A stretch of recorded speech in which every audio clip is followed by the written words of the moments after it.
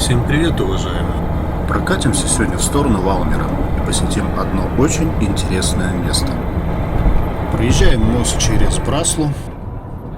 О, какие раритеты все еще ездят по нашим дорогам.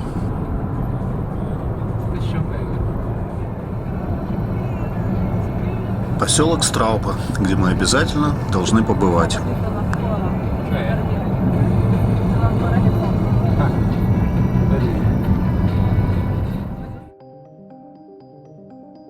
Сегодня нашей целью является посещение усадьбы Вольмарсхоф и заодно попробовать местного пива от Valmieras Mūžas Alus Darītava.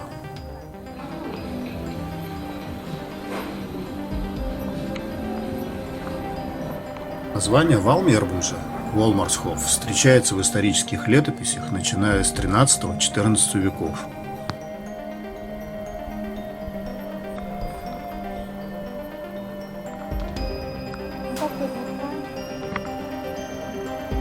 А в 1764 году принц Петр Август Фридрих, получивший усадьбу в подарок за верную службу российскому престолу, построил здесь великолепный охотничий замок. Усадьба Вольмарсхофа стала широко известна, и здесь часто гостили высокие особы, и однажды даже останавливалась императрица России Екатерина Великая. Последним владельцем усадьбы был барон Карл Дитрих фон Левенштерн, которому частенько наведывался большой любитель охоты, младший брат российского императора Александра III и дядя последнего русского царя Николая II, великий князь Владимир Александрович. Полетели! Дворец был роскошной охотничьей резиденцией, охватывающей лесные угодья до самой Эстляндии. А в расположенном неподалеку парке поместья обитали олени, косули, дикие кабаны, зайцы, фазаны и даже зубры. Октябрьская революция и развал Российской империи сыграли свою роль в дальнейшей судьбе замка. И в 1918 году дворец сожгли. Усадьбу восстановили в 1920 году, чтобы сделать лагерь для военнопленных. Какое-то время во дворце была школа, но недолго, и уже в 1936 году поместье вновь стало тюрьмой.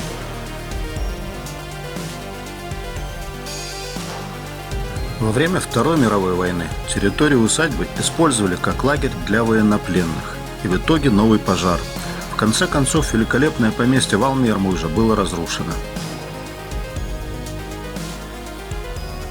На сегодняшний день, как мы видим, сохранилась лишь небольшая башня дворца, ворота в парк, а также хозяйственные строения поместья, которые напоминают нам об ушедших временах и былом великолепии. Время не пощадило усадьбу, но в 2006 году началось возрождение Валмермужа, где начали строить небольшую пивоварню, благодаря чему поместье обрело второе дыхание. Здесь, в старинном здании амбара, находится ресторан пивной кухни и магазинчик, где можно купить разные сорта валмермужского пива, а также различные деликатесы и сувениры.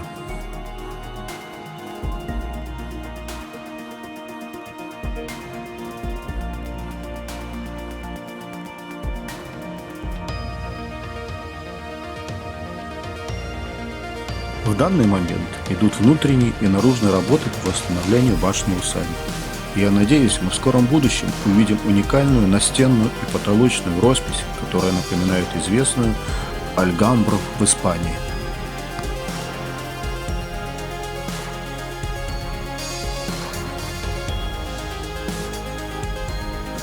Мы покидаем это интереснейшее историческое и очень душевное место, которое стоит посетить. Надеюсь, вам понравилось.